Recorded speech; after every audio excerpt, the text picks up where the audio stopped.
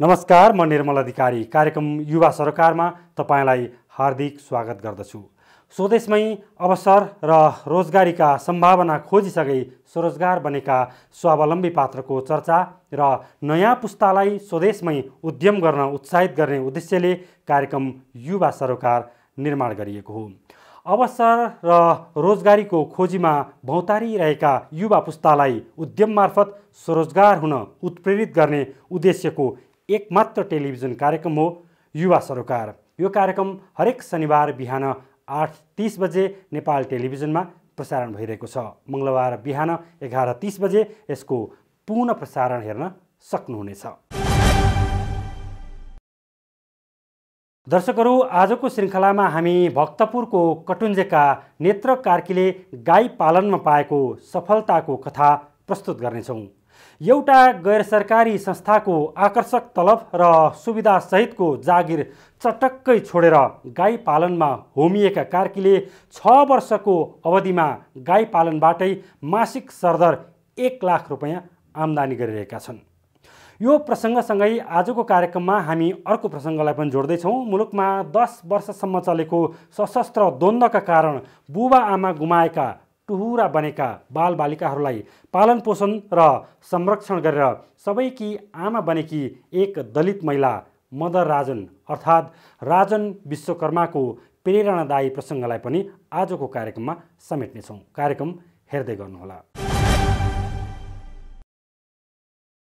दर्शकहरू, रामेछापबाट जागिरको खोजीमा राजधानी हानिएका थिए नेत्र कार्की। लामो प्रयास र सङ्घर्षपछि एउटा परियोजनामा सवारी चालकको काम पनि पाए। कमाई राम्रै थियो, सुकिलो मुकिलो भएर हिँड्न र परिवार पाल्न कुनै समस्या थिएन। तर उनलाई त्यो सुख सुविधाले पटक्कै लोभ्याएन। जागिरलाई बिचैमा छाडिदिए र सुरु गरे व्यावसायिक गाई पालन। जम्मा 50,000 लगानीबाट सुरु भएको गाई पालनबाट अहिले मासिक 1 लाख रुपैयाँ आम्दानी भइरहेको छ। पत्याउन मुस्किल छ, तर पत्याउन करै लाग्छ कार्कीको सफलताको कथा। स्वरोजगार हुन चाहने आम युवा पुस्ताका लागि कार्कीले पाएको सफलता प्रेरणाको स्रोत बन्न सक्छ। बाँकी यो रिपोर्टमा।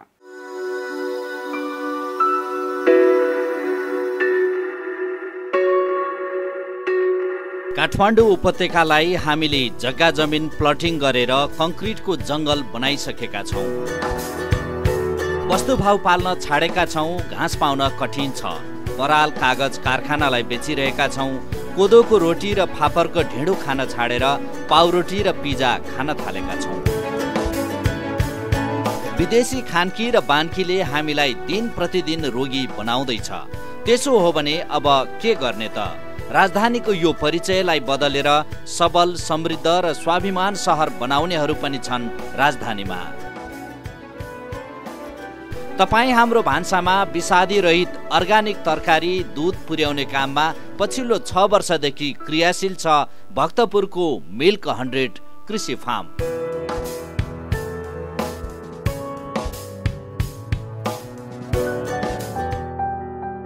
उनी हुन् नेत्र कार्की। जागिरको खोजीमा कार्की 2051 सालमा रामेछापबाट काठमाडौँ आए। काठमाडौँ आएपछि उनले एउटा विदेशी अनुदानमा सञ्चालित परियोजनामा सवारी चालकको जागिर पनि पाए। कमाई आकर्षक थियो। लामो समय सोही परियोजनामा सवारी चालकका रूपमा काम गरे।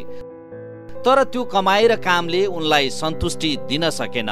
अन्ततः उनले जागिर छाडे, कृषि कर्मलाई अगाडि बढाउने निधो गरे। मेरो चाहिँ पहिला पोर्जेटतिर एकदम राम्रो जागिर थियो अनि धेरै ठाउँ घुमियो। अनुभवहरू पनि भयो यसमा। गर्दाखेरि किन नहुने भने कहीँ अब काम गर्नेहरू राम्रो राम्रो फर्महरू पनि देखियो।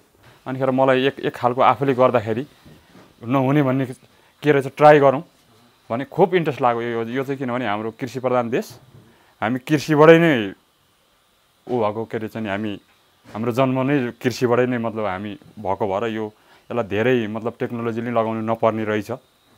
यो चाहिँ आफै गर्दाखेरि मेहनत मात्रै यसमा गर्दाखेरि हुने भएको भएर मलाई भित्री आत्मादेखि चाहिँ मैले यो गर्छु नै भन्ने खालको इच्छा जाग्यो मेरो। अनिखेर हामीले एउटा गाईबाटै सुरु गरेको। भक्तपुरको कटुन्जेमा 3 रोपनी जग्गा भाडामा लिए वार्षिक 60,000 रुपैयाँ भाडा तिर्ने गरी लिजमा लिएको जग्गामा गाई फार्म र अर्गानिक तरकारी उत्पादन कार्य सुरु गरे। मिल्क 100 कृषि फार्म नामको संस्था दर्ता गरे। औपचारिक रूपमा होमिए कृषि कर्ममा जम्मा 50,000 रुपैयाँ लगानीमा एउटा गाईबाट सुरु भएको उनको फर्ममा अहिले 15वटा गाई छन्। दैनिक 100 लिटर दूध उत्पादन हुन्छ। हाम्रो टोटल दूध लोकल एरिया यहीँ नै सबै लिन आउनुहुन्छ। बिहान तपाईँको लाइन हुन्छ यहाँनिर पुरा चाहिँ मतलब बिहान हजुर बिहान आउनुभयो भनेदेखि हामीले पुर्याउन पनि जानु पर्दैन खासै सबैजना यहीँ नै आउनुहुन्छ। तर हामीले जति माग्नु भएको छ त्यो माग पुरा गर्न सकेका चाहिँ छैन।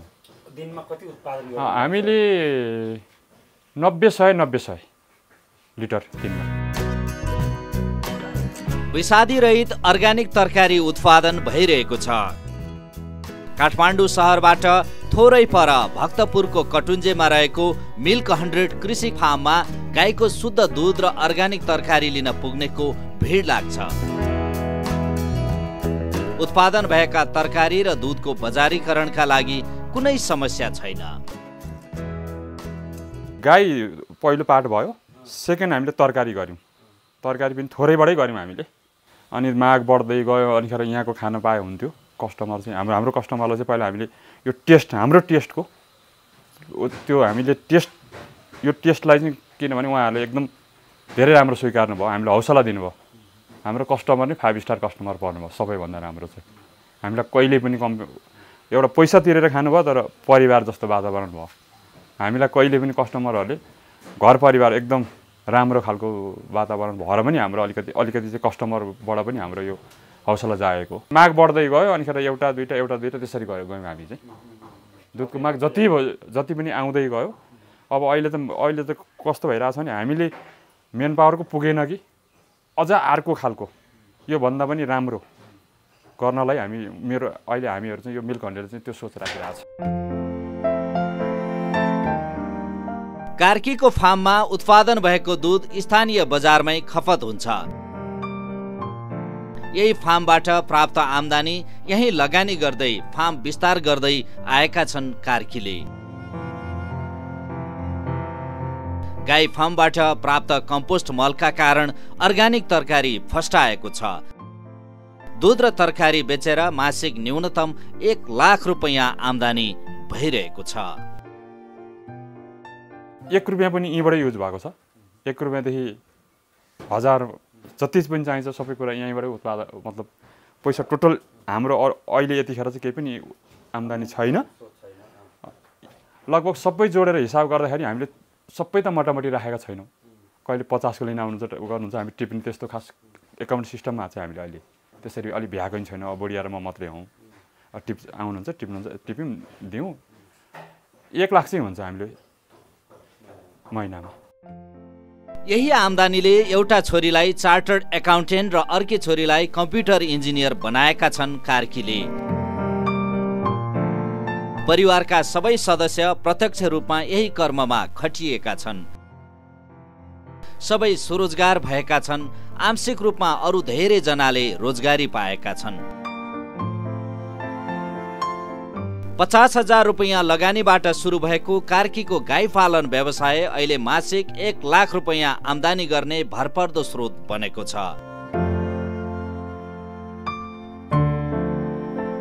मेहनत गरे आफ्नै भूगोलमा अझ भनौं कृषि कर्मबाटै समृद्धिको राजमार्ग भेट्न सकिन्छ भन्ने प्रमाणित गरेका छन् कार्कीले। जागिरे हुँदा एसीवाला गाडीमा हिँड्ने कार्कीलाई त्यो सुख सुविधा भन्दा गहुँतको गन्ध प्यारो लाग्न थालेको छ। यसमा त्यहाँभन्दा धेरै आनन्द छ। त्यसमा एसी लगायो भने घुँडा दुख्ने अनि रुगा लाग्ने। मलाई रुगाले छोडेन त्यो। किनभने त्यो सिसा बन्द गर्यो धुलो आयो कि एसी लगाइहाल्ने। त्यो एसी आनन्द त थियो तर शरीर स्वस्थ थिएन। म 25 वर्षको उमेरमा भन्दा म अहिले ठ्याक्कै 50 मा चाहिँ अझ इनर्जी चाहिँ मलाई अहिले बेसी छ यो काम गरेपछि। आम युवा पुस्ता आफ्नो भूगोलमा केही हुँदैन भन्दै ऋण काटेर विदेशी भूमिमा पुगेका छन्। अनि उनीहरूले पठाएको रेमिट्यान्सले चाहिँ परिवार बिस मिसिएको तरकारी खाएर अनेक रोगको शिकार भएको छ। सकिन्छ आफ्नै गाउँठाउँमा पनि यसरी उद्यम गर्न, स्वरोजगार हुन, अरूलाई रोजगारी दिन। थोरै लगानीमा पनि राम्रो आम्दानी गर्न सकिन्छ भने किन जाने विदेश? कार्कीले जस्तै आफ्नै भूमिमा किन पसिना नबगाउने? उद्यमी हुन चाहने युवाहरूले नेत्र कार्कीको सफलतालाई उदाहरणका रूपमा लिनुपर्छ। आफ्नै माटो सुमसुम्याउँदै स्वरोजगार बनेका कर्मठ पुस्ताको पसिनामा दुर्गन्ध होइन, समृद्धि र सम्भावनाको सुवास पो मगमगाइरहेछ।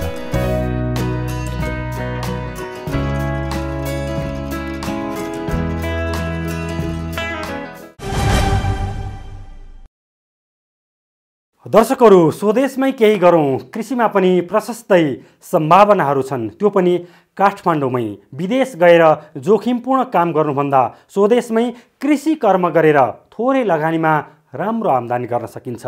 व्यवसायी नेत्र कार्कीको सफलताले यही भन्छ। अब अर्को प्रसङ्ग। 2052 सालमा सुरु भएको सशस्त्र द्वन्द्वका कारण कैयौँ बालबालिकाले आफ्ना बुबाआमाको काख गुमाए, टुहुरा बने।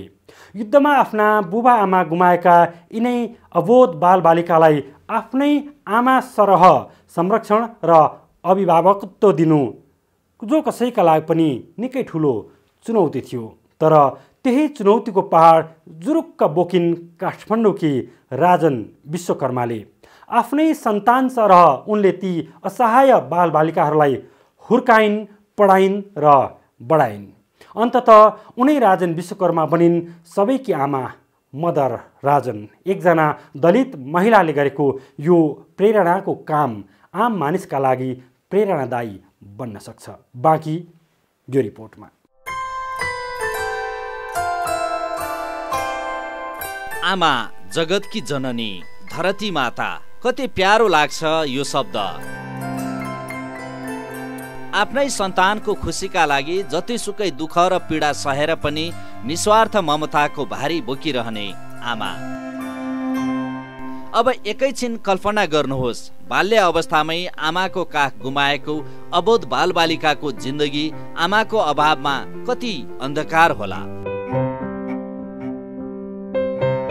कति कष्टकर होला, कति भयावह होला। हो, बाल्यकालमै आमा बुबा गुमाएका यस्तै टुहुरा बालबालिकालाई जन्म दिने आमा सरह माया, ममता र न्यानो काख बाँड्नु कति चुनौतीपूर्ण होला। यस्तै चुनौतीको पहाड बोकेर सयौं टुहुरा बालबालिकाकी आमा भएकी छन् राजन विश्वकर्मा अर्थात् मदर राजन। मैले 55 देखि सुरु गरेको हो सर। संस्था मात्रै मैले 58 सालमा दर्ता गरेको हो, तर दर्ता नगरिकन मैले सुरु गरेको थिएँ। जस्तै अब तपाईँको चाहिँ मुगुमा घटना घट्यो, रुकुममा घटना घट्यो, रोल्पामा घटना घट्यो, कालीकोटमा घटना घट्यो, कैलालीमा घटना घट्यो। मैले त्यो हिँड्ने क्रममा त्यो देख्दाखेरि, त्यो बुझ्दाखेरि मलाई अवसर पनि मैले पाएको थिएँ त्यति बेला। म त्यो हिँड्दाखेरि गर्दाखेरि मैले त्यो देख्दाखेरि बाउआमा गुमाएका बालबालिकालाई संरक्षण गर्नु थियो मैले त्यो बेला। मेरो उद्देश्य यति हो, कसैको न कसैको संरक्षण बन्नुपर्छ।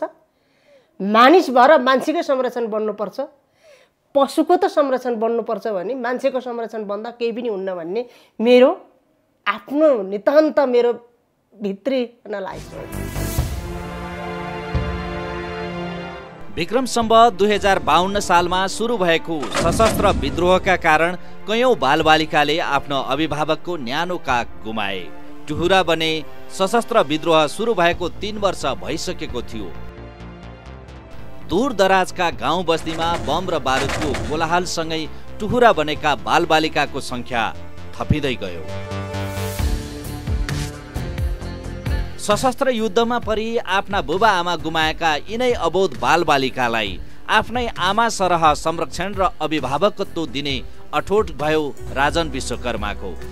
र 2055 सालमा त्यस्ता बालबालिकाको उद्धार गरेर संरक्षण गर्न सुरु भयो।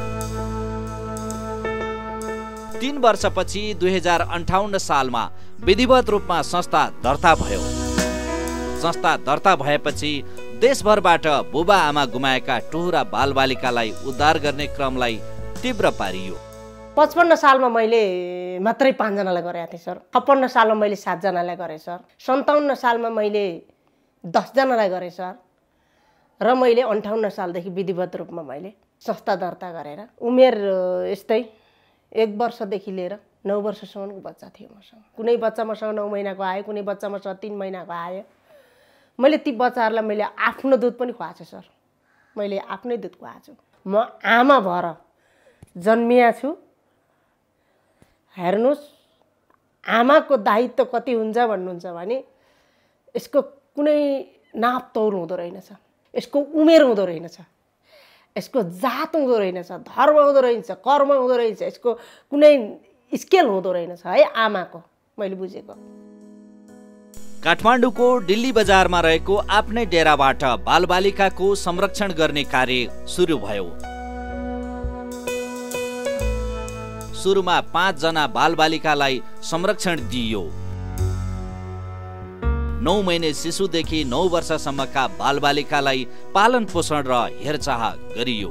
आफ्नै सन्तान सरह हुर्काइयो, शिक्षा दीक्षा दिइयो। द्वन्द्व पीडित बालबालिकालाई संरक्षण गर्ने अठोटले पूर्णता त पाउँदै गयो। जति जति युद्धका श्रृङ्खला थपिँदै गए त्यति नै राजनको संरक्षण गृहमा आउने बालबालिकाको संख्या पनि बढ्दै गयो। तर आर्थिक स्रोत गतिलो थिएन। सहयोगी मनहरूले दिएको सामान्य सहयोगबाट बालबालिकाको खाना, नाना र शिक्षा दीक्षा व्यवस्था भइरह्यो। बिस्तारै बिस्तारै विदेशी सङ्घ संस्थाले पनि सहयोग दिन थाले। 4वटा कोठाको फ्ल्याट थियो हैन। मैले त्यहाँ बस्दाखेरि म एक्लै पनि बस्थेँ। एक्लै बस्दा मलाई त्यो घर पनि धेरै भएको थियो। म कुनै त्यस्तो पैसावाला मान्छे होइन।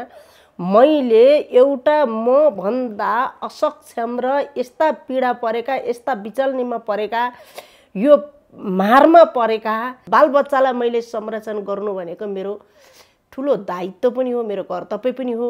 मान्छे मरिराख्ने, बच्चा मसँग आइराख्ने, मैले बच्चाहरूलाई संरक्षण गरिराख्ने चाहिँ मेरो भयो क्या सर। अनि त्यतिको भइसकेपछि मैले गर्छन् कि भनेर आश गरेँ। सबै मान्छे छन्, ठुल्ठुलै पावरमा छन्, गर्छन् कि भनेर सोच बनाएँ। तर मलाई कसैले हेरेन, कसैले गर्दै गरेनन्, सहयोगै गरेनन्। द्वन्द्वको बढ्दो ग्राफसँगै टुहुरा बालबालिकाको संख्या पनि थपिँदै गयो। संरक्षणका लागि संस्थामा आउने संख्या पनि थपिँदै गयो। दिल्ली बजारको डेरा साँघुरो भयो। मण्डीका टारमा घर भाडामा लिएर संस्था सञ्चालन सुरु गरियो। मदर राजनको यो अभ्यास चलिरह्यो। बालबालिका हुर्किँदै गए। दानवीर दाताको सहयोगमा राजधानीका विभिन्न स्कुलमा यहाँ संरक्षित बालबालिकालाई अध्यापन गराउन थालियो। यस्ता बालबालिकाको संख्या 200 पुग्यो। बाहिरका विद्यालयमा शुल्क तिरेर पढाउन मुस्किल पर्दै गयो। त्यही भएर दाताहरूको सहयोगमा मदर राजनले संरक्षण गृहभित्रै विद्यालय समेत स्थापना गरिन्। यहाँका बालबालिका यही भित्रैको विद्यालयमा पढ्न थाले।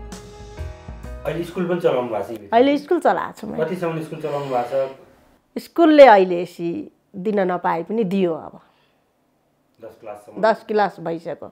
अब मैले परीक्षा बोर्डमा रिजल्ट पठाइसकेँ। अब यसि दियो मेरा स्कुलले। 8 क्लाससम्म मैले विश्वकर्मै बनाएर पढाएँ। 8 क्लास पुगेपछि मैले जिल्ला स्तरीयमा उनीहरूको नाम थर सबै हालेँ। जसरी आएको थियो मसँग सिफारिस, उनीहरूको नाम थरसँगै आएछ। वैचारिक रूपमा मदर राजन नेपाली कङ्ग्रेससँग आबद्ध थिइन्। कङ्ग्रेससँगको उनको निकटता र द्वन्द्व पीडित बालबालिकालाई उनले गरेको संरक्षण विद्रोही पक्षलाई मनपर्ने कुरै भएन। त्यही भएर धेरै पटक उनलाई पनि ज्यान मार्ने धम्की आयो। तर यस्ता कुनै पनि डर त्रासले उनलाई विचलित बनाएन। यी टुहुरा बालबालिकालाई आमाको काख दिने उनको दृढताले निरन्तरता पाइरह्यो। यही काम दलित महिला नभएर गैर दलित महिलाले गरेको भए राज्यका आँखा यहाँ हुन्थे, संसारका व्यापारीका आँखा नि यहाँ हुन्थे, दुनियाँ मुलुक विदेशीका आँखा नि यहीँ हुन्थे, नेताका आँखा नि यहीँ हुन्थे, नगरका आँखा नि यहीँ हुन्थे, समाजका आँखा नि यहीँ हुन्थे। सबैको हाई हाई हुन्थ्यो। के का कारणले हुन्थ्यो भन्दा जातका कारणले हुन्थ्यो। तर म विश्वकर्मै भएर यो संस्था चलाएका कारणले मैले चाहिँ पाउनुपर्ने सम्मान पाएको छैन। मैले एउटा रेस्पेक्ट पनि पाएको छैन। नभए त राज्यको दायित्व के हो त? मैले गरेको काम त राज्यलाई सहयोग गरेको हो नि। मदर राजनको संरक्षण गृहमा करिब 200 द्वन्द्व पीडित बालबालिकाले आश्रय पाए। यही संरक्षित बालबालिकाले 10+2 स्नातक तहसम्मको अध्ययन पूरा गरिसकेपछि र आफन्त भेटिएका बालबालिकालाई आफन्तको जिम्मा लगाइएको छ। द्वन्द्वकालको अन्त्यतिर उद्धार गरिएका 37 बालबालिकाले यही संरक्षण दिइरहेका छन्, हुर्किरहेका छन्, पढिरहेका छन्। म यहाँ कहिले आएको थाहा छैन, तर मलाई मदरले 2063 सालमा आएको भन्नुहुन्छ। मेरो घर मुग हो, तर मेरो आफन्तसम्म मैले कोही भेटेको छैन। यदि मलाई कसैले चिन्नुहुन्छ भने मलाई भेट्न आउनु, म भेट्न चाहन्छु। पछिल्लो समय अनाथ तथा सडक बालबालिकाले समेत यहाँ हुर्किने अवसर पाएका छन्। राजन विश्वकर्मा एक दलित, अझ त्यसमाथि पनि महिला। दलित समुदायलाई हेर्ने समाजको दृष्टिकोण अझै पनि विभेदकारी छ। त्यसमाथि समाजमा व्याप्त दोहोरो तेहेरो विभेदका बावजुद उनले गरेको यो परोपकारी कामलाई राज्य र समाजले उदाहरणका रूपमा लिनुपर्दछ।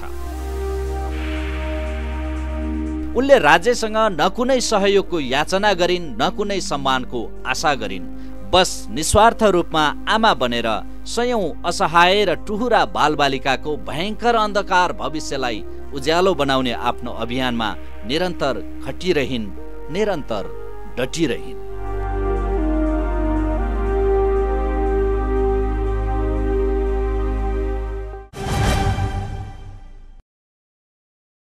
दर्शकहरू, सम्भावना, समृद्धि र सफलताका कथासँगै युवा तथा खेलकुद मन्त्रालयका लागि सोलुसन मिडिया काठमाडौँले उत्पादन गरेको कार्यक्रम युवा सरकारको आजको श्रृङ्खला बिट मार्ने बेला भयो।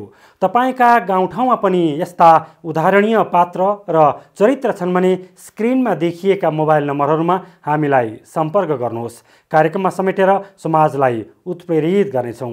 अर्को श्रृङ्खलामा फेरि यस्तै सृजनशील सामग्रीसहित भेटौँला। यो कार्यक्रम तपाईँ सामाजिक सञ्जालहरू युट्युब, फेसबुक र ट्विटरमा पनि हेर्न सक्नुहुनेछ। स्वदेशमै श्रम गरौँ, राम्रो सोचौँ, हाम्रो सोचौँ। नमस्कार।